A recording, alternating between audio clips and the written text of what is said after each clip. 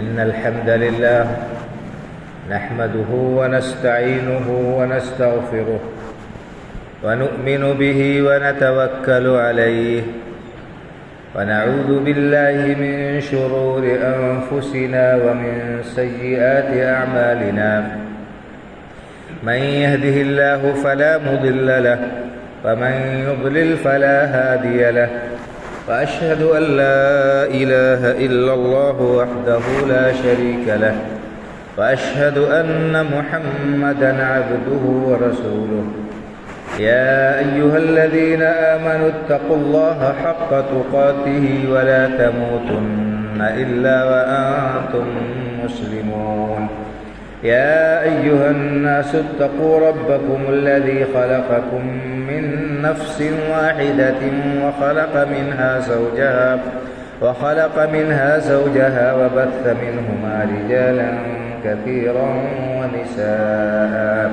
فاتقوا الله الذي تساءلون به والأرحام إن الله كان عليكم رقيبا يا أيها الذين آمنوا اتقوا الله وقولوا قولا سديدا يصلح لكم أعمالكم ويغفر لكم ذنوبكم ومن يطع الله ورسوله فقد فاز فوزا عظيما أما بعد فإن خير الحديث كتاب الله وخير الهدي هدي محمد صلى الله عليه وسلم وشر الأمور محدثاتها وكل محدثة بدعة وكل بدعة ضلالة وكل ضلالة في النار أعوذ بالله من الشيطان الرجيم فمن يعص الله ورسوله ويتعد حدوده يدخله نارا خالدا فيها وله عذاب مهين رب اشرح لي صدري ويسر لي أمري واحلل عقدة من لساني يفقه قولي سبحانك لا علم لنا إلا ما علمتنا إنك أنت العليم الحكيم اللہ وحدہ لا شریک کی حمد و ثنا اور رسول اکرم صلی اللہ علیہ وسلم پر صلاۃ و سلام کے بعد بھائیو اور بزرگوں، یہ دنیا دار الامتحان ہے۔ اللہ تعالیٰ نے انسانوں کو اس دنیا میں بھیجا ہے امتحان کے طور پر، آزمائش کے طور پر، تاکہ وہ دیکھے کہ کون شخص اس زندگی میں نیک عمل کرتا ہے، بھلائی کے کام کرتا ہے، کس کو اللہ رب العالمین کی رضامندی مطلوب ہے اور کون اللہ رب العالمین کی نافرمانی میں اپنی زندگی بسر کرتا ہے۔ اللہ تعالیٰ کا ارشاد ہے الذي خلق الموت والحیات لیبلوکم ایکم احسن عملا۔ اللہ رب العالمین نے موت و حیات کا یہ سلسلہ جاری کیا ہے، تمہیں دنیا میں بھیجا ہے لیبلوکم، تمہارا امتحان لینے کے لیے، تمہیں آزمانے کے لیے، ایکم احسن عملا، تاکہ وہ دیکھے کہ تم میں سے کون شخص عمل کے اعتبار سے بہتر ہے، کون شخص اللہ رب العالمین کو خوش کرنے والا عمل کرتا ہے اور کون شخص بدعملی کا شکار ہو کر اپنے آپ کو اللہ کے غضب کا نشانہ بناتا ہے۔ تو اللہ تعالیٰ نے بتا دیا کہ دنیا میں اس نے بھیجا ہے بطور امتحان کے، اور اس بات کو مزید بتانے کے لیے، اس کی وضاحت کے لیے اللہ رب العالمین نے انبیاء کرام علیہم الصلاۃ والتسلیم کا سلسلہ جاری کیا، کتابیں نازل فرمائیں۔ انبیاء کرام علیہم الصلاۃ والتسلیم نے اللہ کے حکم سے حق اور باطل کو، صحیح اور غلط کو الگ الگ کر کے واضح طور پر بیان فرما دیا۔ اللہ تعالیٰ نے اپنی کتاب میں بھی بیان کر دیا کہ کون سا عمل کر کے انسان اللہ کی رضامندی حاصل کر سکتا ہے، اور کس وجہ سے اس کے غضب کا انسان شکار ہو سکتا ہے۔ اللہ رب العالمین نے ارشاد فرمایا یومن یطع اللہ ورسولہ یدخلہ جنات تجری من تحتہا الانہار خالدین فیہا ذلک الفوز العظیم، کہ جو شخص اللہ اس کے رسول صلی اللہ علیہ وسلم کی اطاعت کرے گا، ان کی فرما برداری کرے گا، ان کے طریقے کے مطابق چلے گا، اللہ تعالیٰ اس کو ایسے باغات میں داخل کرے گا جن کے نیچے نہریں بہہ رہی ہوں گی، ان میں وہ ہمیشہ ہمیشہ رہیں گے، اور یہی بڑی کامیابی۔ اور کہا وَمَن يَعْصِ اللَّهَ وَرَسُولَهُ وَيَتَعَدَّ حُدُودَهُ يُدْخِلْهُ نَارًا خَالِدًا فِيهَا، جو شخص اللہ اس کے رسول کی نافرمانی کرے گا اور اللہ تعالیٰ کے مقرر کردہ جو حد ہے ان حدود کو پھلانگ جائے گا، ان سے تجاوز کرے گا، اللہ تعالیٰ اس کو جہنم میں داخل کرے گا، اس میں ہمیشہ ہمیشہ رہے گا، اور اس کے لیے رسوا کن عذاب۔ معلوم یہ ہوا کہ گناہ اور اللہ کی نافرمانی کی وجہ سے انسان اللہ کے عذاب کا شکار ہو سکتا ہے، بلکہ ہو جائے گا یقینی طور پر۔ اللہ رب العالمین نے اس بات کو جگہ جگہ بیان فرمایا۔ انسان نسیان کا اور خطا کا پتلا، اس سے بھول چوک ہوتی رہتی ہے۔ اللہ رب العالمین کا بڑا فضل ہے، بڑا کرم ہے کہ اس نے انسانوں کو ان کی غلطیوں پر فوراً سزا نہیں دی، بلکہ انہیں موقع دیا غلطیوں کے سدھارنے کا، انہیں موقع دیا اصلاح کرنے کا، انہیں موقع دیا توبہ کرنے کا۔ جو بندہ غلطی کرنے کے بعد اللہ کی بارگاہ میں رجوع کرتا ہے، اپنے گناہوں پر ندامت کا اظہار کرتا ہے اور شرمندگی کا اظہار کرتا ہے، روتا اور گڑ گڑاتا ہے، اللہ تعالیٰ اس بندے کے گناہوں کو معاف فرما دیتا ہے، اس کے گناہوں کو اللہ تعالیٰ نیکیوں سے بدل دیتا ہے۔ اور اگر کوئی شخص جرم پر جرم کیے جاتا ہے، اللہ کی نافرمانی کے کام وہ انجام دیتا ہے، اللہ کی پکڑ سے نہیں ڈرتا ہے، اللہ کے عذاب کا خوف اس کے دل میں نہیں ہے، تو ایسا شخص اپنے آپ کو ہلاکت کے گڑھے میں ڈال رہا ہے۔ تو یہ اللہ رب العالمین کا بندوں پر بڑا فضل و کرم ہے، اس کا بہت بڑا انعام ہے، جس پر ہمارے لیے اس کا شکریہ ادا کرنا لازمی اور ضروری ہے کہ اس نے فوراً گناہوں پر گرفت کا معاملہ نہیں رکھا ہے، سلسلہ نہیں رکھا ہے، بلکہ انہیں معاف کرتا رہتا ہے، معاف کرتا رہتا ہے۔ ہاں، جب بندے حد سے تجاوز کر جاتے ہیں، حد سے آگے بڑھ جاتے ہیں اور جری اور ڈھیٹ ہو جاتے ہیں اللہ رب العالمین کی نافرمانی کے کاموں پر، تب اللہ رب العالمین کی پکڑ کا پھر سوٹا اور کوڑا برس جاتا ہے، پھر انسانوں کو کوئی اللہ کی پکڑ سے اور اس کے عذاب سے بچا نہیں سکتا۔ بہرحال قرآن کریم میں اللہ رب العالمین نے جگہ جگہ گناہوں کی شناعت، ان کی قباحت اور ان کی برائی کو بیان کیا ہے، اور ان کے برے نتائج سے بھی آگاہ کیا ہے، تاکہ بندے ڈر جائیں اور گناہوں کے قریب نہ جائیں۔ اس کے باوجود بھی شیطان انسان کو بہکانے میں لگا ہوا ہے، اور انسان کو وہ ہر طرح سے گمراہ کرنا چاہتا ہے۔ گناہ کے کاموں کو، اللہ کی نافرمانی کے کاموں کو مزین کر کے خوبصورت بنا کر انسانوں کے سامنے پیش کرتا ہے، اور انسان اپنی کمزوری کی وجہ سے اس کا شکار ہو جاتے ہیں۔ تو ہمیں چاہیے کہ ہم شیطان کو اپنا دشمن سمجھیں، جیسا کہ اللہ رب العالمین نے قرآن کریم میں ارشاد فرمایا ہے کہ ان الشیطان لکم عدو فاتخذوہ عدوا، یقیناً شیطان تمہارا دشمن ہے، تو تم اسے اپنا دشمن ہی سمجھو، اس سے دشمنی ہی کرو۔ دشمن سے دوستی کرنا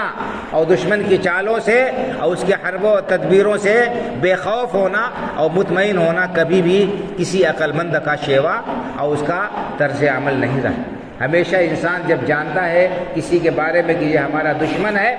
اور ہماری ہلاکت کے در پہ ہے تو چوکنا رہتا ہے، اس سے ہوشیار رہتا ہے اور اس کے حرکات و سکون پر نظر رکھتا ہے اور اس کی تدبیروں سے بچاؤ کے لیے فکر کرتا ہے اور ہمیشہ اس کے لیے وہ محتاط رہتا ہے۔ لیکن اللہ رب العالمین نے جس کو ہمارا کھلا ہوا دشمن قرار دیا ہے شیطان، ہم نے اس سے دوستی کر رکھی ہے، ہم اس کے مطیع و فرما بردار ہوتے جا رہے ہیں اور اس کے بتائے ہوئے طریقوں پر ہم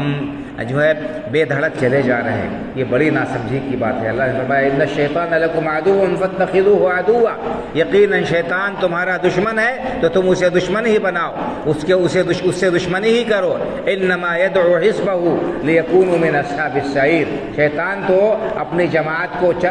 بلاتا ہے، دعوت دیتا ہے کہ وہ بھڑکتی ہوئی اور دہکتی ہوئی آگ کا شکار ہو جائیں، وہ جہنم میں گر جائیں۔ یہ شیطان کی پوری کوشش ہے۔ تو وہ شخص بہت ہی نادان و ناسمجھ ہے جو شیطان کے نقش قدم کی پیروی کرتا ہے، اللہ رب العالمین کے احکام کو توڑ دیتا ہے اور ان سے بغاوت کرتا ہے۔ اگر انسان کی یہی روش رہی، اس کا یہی طرز عمل رہا، اس کا یہی معمول رہا تو اسے ہلاکت سے کوئی نہیں بچا سکتا ہے۔ اللہ رب العالمین نے ہمیں موقع دیا ہے اور ہم میں سے ہر شخص گناہوں میں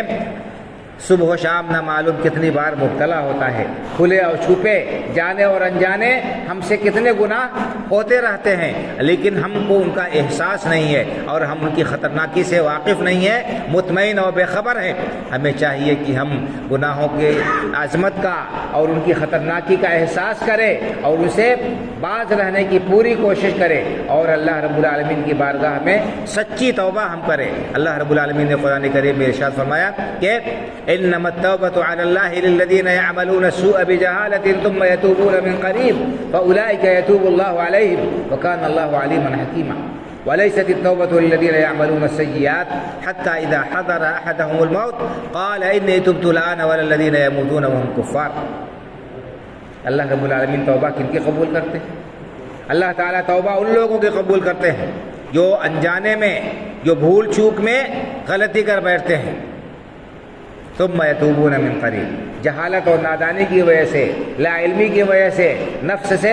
مجبور ہو کر وہ گناہ کر بیٹھتے ہیں، لیکن گناہ کرنے کے بعد اس پر اکڑتے نہیں ہیں، اس پر اتراتے نہیں ہیں، اس پر ڈٹے نہیں رہتے ہیں، بلکہ انہیں احساس ہوتا ہے ندامت کا، شرمندگی کا، اللہ رب العالمین کی عظمت اور بڑائی کا احساس کر کے اور اس کے گناہ کی اور اس کے عذاب کی سختی کو محسوس کر کے وہ لرز جاتے ہیں، کانپ اٹھتے ہیں، اللہ رب العالمین کی پکڑ سے وہ ڈر جاتے ہیں اور سچی توبہ کرتے ہیں۔ انما التوبۃ علی اللہ للذین یعملون السوء بجہالہ، نادانی کی وجہ سے ان سے گناہ ہو جاتے ہیں۔ ثم یتوبون من قریب، اس کے بعد وہ بہت جلدی اللہ کی بارگاہ میں توبہ کر لیتے ہیں، بہت جلدی اللہ رب العالمین کی بارگاہ میں وہ توبہ کر لیتے ہیں اور اپنے گناہوں پر ندامت کا اظہار کر لیتے ہیں، اللہ رب العالمین سے معافی طلب کرتے ہیں گناہوں کی۔ وَلَيْسَتِ التَّوْبَةُ لِلَّذِينَ يَعْمَلُونَ السَّيِّئَاتِ، لیکن جو لوگ گناہوں پر ڈٹے رہتے ہیں اور ڈھیٹ ہو جاتے ہیں، ان کے دل میں اللہ کا خوف نہیں ہوتا ہے، وہ ٹال مٹول کرتے رہتے ہیں، وہ سوچتے ہیں کہ جب موت کا وقت آئے گا، جب مستر مرگ پر پڑیں گے، جب اعضاء و جوارح جواب دے جائیں گے، جب ہمارے اندر گناہ کرنے کی سکت نہیں رہے گی، اس وقت ہم توبہ کر لیں گے، اس وقت جو ہے اللہ کی بارگاہ میں ندامت کے آنسو بہا لیں گے۔ تو بھائی اور بزرگوں، کسے پتہ ہے کہ اس کو یہ موقع ملے گا کہ نہیں ملے گا، اسے یہ گھڑی نصیب ہوگی کہ نہیں نصیب ہوگی، اسے توبہ کی توفیق ملے گی کہ نہیں ملے گی۔ انسان گناہ کرتا رہتا ہے، گناہوں پر ڈٹا رہتا ہے اور ڈھیٹ ہو جاتا ہے، جری ہو جاتا ہے، یہاں تک کہ اس کے دل پر سیاہ دھبا پڑ جاتا ہے اور گناہوں کی سیاہی اس کے دل کو بالکل ڈھانک لیتی ہے، یہاں تک کہ اس کو برائی کرنے کا احساس بھی نہیں ہوتا ہے، اسے یہ احساس بھی نہیں رہتا ہے کہ وہ برائی کر رہا ہے، وہ گناہ کر رہا ہے، وہ اللہ کی نافرمانی کے کام کر رہا ہے، اور اسی طرح سے غفلت غفلت میں وہ زندگی بسر کر دیتا ہے۔ اچانک موت کا فرشتہ سرہانے آ کر کھڑا ہو جاتا ہے، اس وقت ہائے وائے کرتا ہے، اس وقت وہ ندامت کا اظہار کرتا ہے اور توبہ کرنا چاہتا ہے، لیکن ایسے وقت کی توبہ اللہ رب العالمین کی بارگاہ میں قبول نہیں ہوگی۔ اللہ رب العالمین نے فرمایا وَلَيْسَتِ التَّوْبَةُ لِلَّذِينَ يَعْمَلُونَ السَّيِّئَاتِ، جو لوگ ڈھیٹ ہو کر گناہ پر گناہ کرتے رہتے ہیں، اللہ کی نافرمانی کے کام کرتے رہتے ہیں، ایسے لوگوں کی توبہ اللہ قبول نہیں کرتا ہے۔ حتیٰ اذا حضر احدهم الموت قال انی تبت الآن، یعنی گناہ پر گناہ کرتے رہتے ہیں، پوری زندگی گناہوں میں ملوث رہتے ہیں، یہاں تک کہ جب موت کا وقت آ جاتا ہے تب کہتے ہیں کہ اب میں نے توبہ کیا۔ وَلَلَّذِينَ يَمُوتُونَ وَهُمْ كُفَّارٌ، تو موت کا فرشتہ جب سرہانے کھڑا ہو جائے گا، جب روح قبض کرنے کے لیے ملک الموت آ جائے گا، اس وقت آپ اور ہم توبہ کریں گے تو ہماری توبہ اللہ کی بارگاہ میں قبول نہیں ہوگی۔ تو اس وقت کے آنے سے پہلے ہمیں چاہیے کہ ہم اللہ کی بارگاہ میں سچی توبہ کر لیں اور اپنے گناہوں پر ندامت کا اظہار کر کے اللہ رب العالمین کو راضی کر لیں اور خوش کر لیں اور اس کے غضب کی آگ کو ہم بھڑکا لیں۔ بھائی اور بزرگوں، آج اس زندگی میں ندامت کے چند آنسو، چند قطرے اگر ہماری آنکھوں سے بہہ جائیں سچے دل سے، تو یہ اللہ رب العالمین کے غضب کو ٹھنڈا کرنے کے لیے کافی ہے اور جہنم کی آگ کو سرد کرنے کے لیے کافی ہے۔ لیکن جب انسان دنیا سے چلا جائے گا، آنکھ بند ہو جائے گی اور قبر میں پہنچ جائے گا، اس کے بعد وہ خون کے آگے آنسو اگر روئے، اگر وہ دریا بہا دے آنسو اور ندامت کے آنسوؤں سے، تو بھی اس کی یہ توبہ اور اس کے یہ آنسو اور اس کا یہ رونا اور گر گرانا اللہ کے ہاں کچھ بھی فائدہ نہیں پہنچائے گا۔ اس لیے وقت رہتے ہوئے ہمیں سچی توبہ کر لینا چاہیے اور موت کا ہرگز بھی انتظار نہیں کرنا چاہیے، آخری وقت کا ہرگز بھی انتظار نہیں کرنا چاہیے۔ بھائی اور بزرگوں، اللہ کے رسول صلی اللہ علیہ وسلم کی سیرت طیبہ میں ہمارے لیے بہترین اسوہ اور نمونہ ہے۔ اللہ کے رسول صلی اللہ علیہ وسلم بخشائے ہیں، آپ کے اوپر کوئی مواخذہ نہیں، کوئی گرفت نہیں، اللہ رب العالمین کے ہاں آپ کے اوپر کوئی حساب کتاب نہیں۔ اس کے باوجود اللہ کے رسول صلی اللہ علیہ وسلم ایک دن میں 100 بار استغفار کیا کرتے تھے، 100 بار استغفار کیا کرتے تھے۔ آپ نے فرمایا کہ اے لوگو، اللہ کی بارگاہ میں سچی توبہ کرو اور استغفار کرو، میں ایک دن میں 100 بار توبہ کرتا ہوں۔ سبحان اللہ۔ ذرا سوچیں اور غور کریں بھائی اور بزرگوں کہ ہم جو سر سے پیر تک گناہوں میں لت پت ہیں، ملوث ہیں، ہم کتنی توبہ کرتے ہیں؟ اور سچی توبہ کرنے کے لیے کچھ شرط ہے بھائی اور بزرگوں۔ صرف کان پر ہاتھ رکھ لینا، منہ پر ہاتھ رکھ لینا، زبان سے توبہ کر لینا، یہ کافی نہیں ہے۔ اللہ رب العالمین کی یہ سچی توبہ نہیں ہے۔ علماء نے لکھا ہے کہ توبہ کے لیے شرائط ہیں کچھ۔ پہلی شرط تو یہ ہے کہ انسان جو گناہ کر رہا ہے اس گناہ سے فوراً دستبرداری اختیار کرے، اس کام کو، اس گناہ کو فوراً چھوڑے اور اس کے بعد اس پر ندامت کا اظہار کرے کہ ہاں ہم سے غلطی ہو گئی، اپنی غلطی مانے، غلطی تسلیم کرے، اور تیسرے یہ کہ آئندہ اس کام کو نہ کرنے کا عزم کرے، اس بات کا عزم کرے پختہ کہ آئندہ اس سے یہ غلطی نہیں ہوگی، آئندہ اسے یہ گناہ نہیں ہوگا، اللہ آئندہ جو ہے وہ اس غلطی کے، اس گناہ کے قریب نہیں جائے گا۔ تو یہ 3 شرط ہے توبہ کی قبولیت کے لیے۔ ایک تو یہ کہ اس گناہ کو جس میں وہ مبتلا ہے فوراً چھوڑے، دوسرے کہ اس پر ندامت کا اظہار ہو، سچے دل سے وہ شرمندہ ہو، اور تیسرے اس کو نہ کرنے کا عزم کرے۔ یہ 3 شرطیں ہیں جب حقوق اللہ سے متعلق ہو معاملہ۔ اور اگر حقوق العباد کا معاملہ ہے، کسی کے اوپر ظلم و زیادتی کیا ہے، کسی کی کو تکلیف پہنچائی ہے، کسی کا حق مارا ہے، کسی کو ستایا ہے، تو اس کو بدلہ دے دے۔ جو کچھ کسی کا حق مارا ہے اس کو لوٹا دے، اسے واپس کر دے، یا اس سے معافی تلافی کر کے معاملے کو بہرحال صاف کر لے، اور اس معاملے میں کوتاہی نہیں ہونی چاہیے۔ یہ اگر نہیں پایا گیا بندوں کا حق، اگر کسی نے مارا ہے، دبایا ہے اور اس کو واپس نہیں کیا یا اس سے معافی نہیں مانگی، تو اللہ رب العالمین کے ہاں جب تک یہ بندہ معاف نہ کرے اس کا چھٹکارا نہیں ہو سکتا ہے، اس کا چھٹکارا نہیں ہو سکتا ہے، اور ایسا شخص اللہ رب العالمین کے ہاں قابل گرفت ہے، بلکہ قیامت کے دن وہ الٹے خسارے میں پڑ سکتا ہے۔ اللہ کے رسول صلی اللہ علیہ وسلم کا ارشاد گرامی ہے، آپ نے فرمایا صحابہ کرام رضی اللہ تعالیٰ عنہ مجمعین سے، اتدرون ما المفلس، لوگوں تمہیں پتہ ہے کہ مفلس کون ہے، محتاج کون ہے حقیقت میں تمہیں پتہ ہے؟ قالوا المفلس فینا من لا درہم لہ ولا متاع. لوگوں نے کہا اے اللہ کے رسول صلی اللہ علیہ وسلم، مفلس تو ہم اسی شخص کو سمجھتے ہیں جس کے پاس ظاہری ساز و سامان نہ ہو، جس کے پاس دھن دولت نہ ہو، روپیہ پیسہ نہ ہو، زمین جائیداد نہ ہو، وہی محتاج ہے. ہماری نگاہ میں تو ہم تو اسی کو محتاج سمجھتے ہیں. تو آپ نے فرمایا کہ نہیں، میری امت کا محتاج شخص وہ ہے جو قیامت کے دن آئے گا، بڑی نیکیاں اس کے اعمال نامے میں ہوں گی، خوب نمازیں پڑھی ہوں گی، ڈھیر سارا صدقہ و خیرات کیا ہوگا اور نیکی و بھلائی کے کام اس نے کیے ہوں گے، لیکن وَيَأْتِي وَقَدْ شَتَمَ هَذَا وَضَرَبَ هَذَا وَسَفَكَ دَمَ هَذَا وَأَكَلَ مَالَ هَذَا فَيُعْطَى هَذَا مِنْ حَسَنَاتِهِ وَهَذَا مِنْ حَسَنَاتِهِ. آپ نے فرمایا کہ قیامت کے دن آئے گا، نیکیوں کا انبار اس کے پاس میں ہوگا، لیکن بندوں کے اوپر ظلم کیا ہوگا، کسی کو تھپڑ مارا ہوگا، کسی کو تھپڑ مارا ہوگا، کسی کا خون بہایا ہوگا، کسی کی آبرو ریزی کی ہوگی، کسی کا مال ہڑپا ہوگا، وہ لوگوں کے اوپر مختلف طرح سے ظلم کیا ہوگا. فَيُعْطَى هَذَا مِنْ حَسَنَاتِهِ وَهَذَا مِنْ حَسَنَاتِهِ. وہاں پر اللہ کی بارگاہ میں حاضر ہوگا، اور جن لوگوں کے اوپر ظلم و زیادتی کی ہوگی، جن کے اوپر اس نے ستم ڈھایا ہوگا، سب اللہ کی بارگاہ میں فریاد لے کر حاضر ہوں گے. اللہ تعالیٰ جو انتہائی منصف ہے، احکم الحاکمین ہے، فیصلہ فرمائے گا، کہے گا کہ اس شخص کی نیکیاں لے لے کر مظلوموں کو دے دی جائیں. جس کے ساتھ جتنا ظلم کیا ہوگا، جتنی زیادتی کی ہوگی، لوگوں کے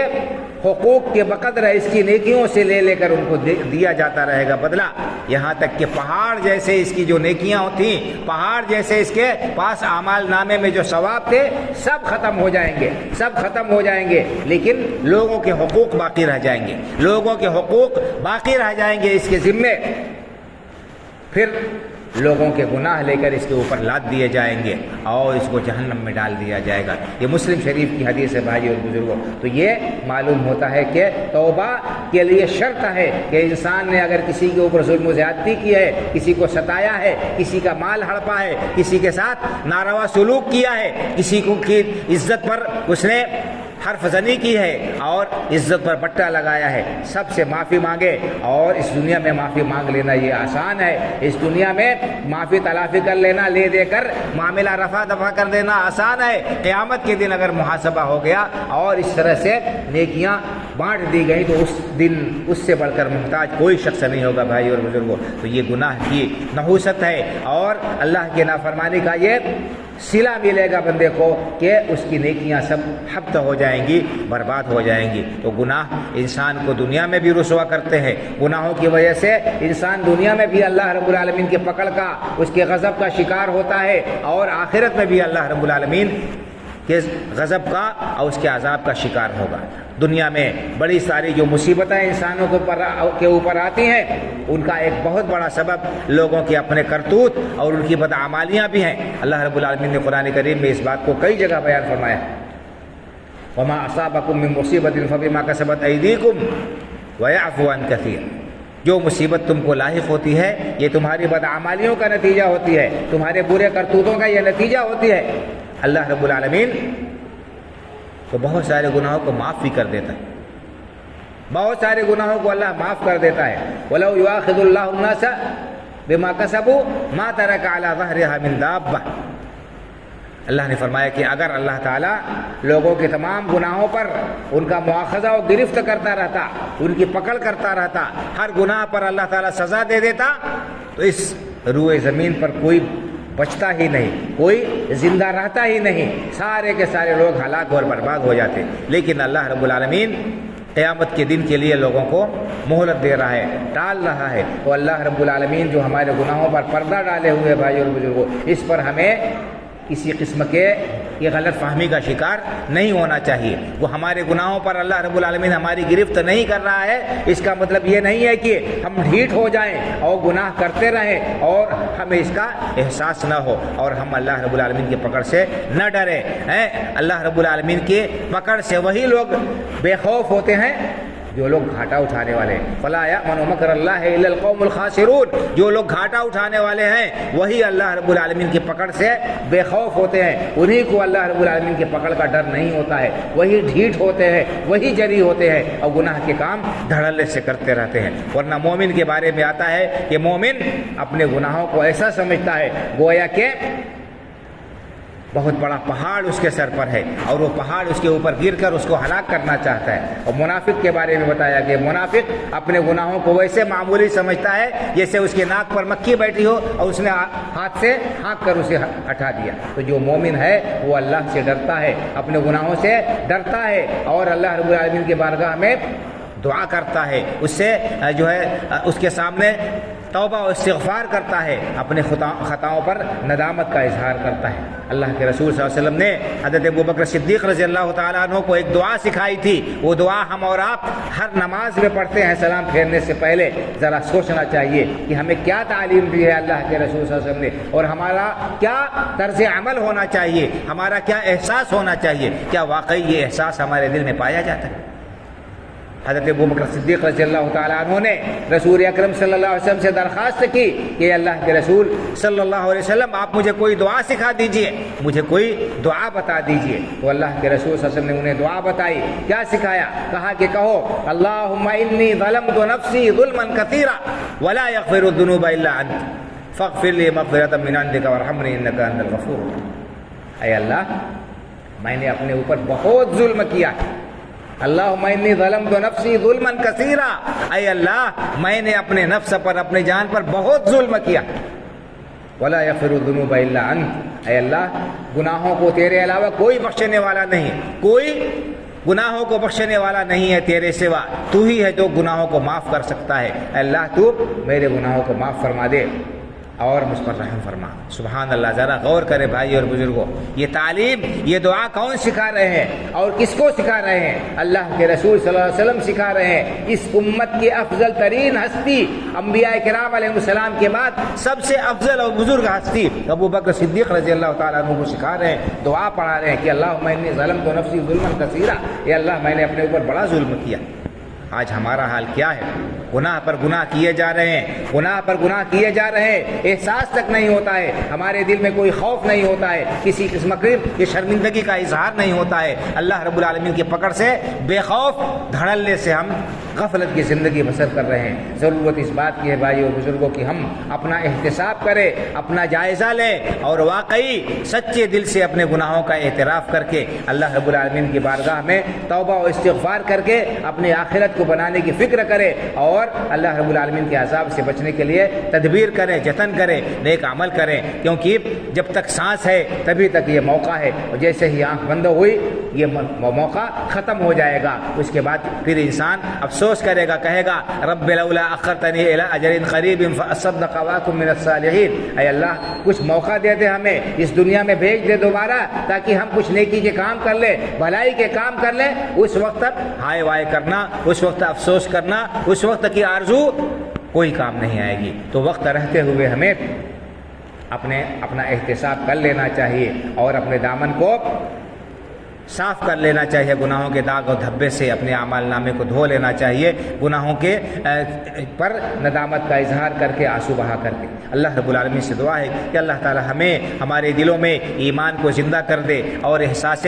گناہ اللہ تعالی ہمارے دلوں میں پیدا کرے تاکہ ہم اپنے خطاؤں کو محسوس کر کے اللہ کی بارگاہ میں سچی توبہ کر سکے. اللہ رب العالمین ہمیں شیطان کے مکر و فریب سے, اس کی چالوں سے اور اس کے تدبیروں سے اپنی پناہ اور حفاظت میں رکھے. اللہ تعالی اسلام پر زندہ رکھے, ایمان پر ہمارا خاتمہ فرمائے. اللہ تعالیٰ دنیا اور آخرت میں اپنے پکڑ سے اور عذاب سے محفوظ رکھے, آخرت کی رسوائی سے اللہ تعالیٰ اپنے پناہ میں رکھ. آمین. اقول قولی ھذا واستغفر اللہ لی ولکم ولسائر المسلمین فاستغفروہ من کل ذنب انہ ھو الغفور الرحیم.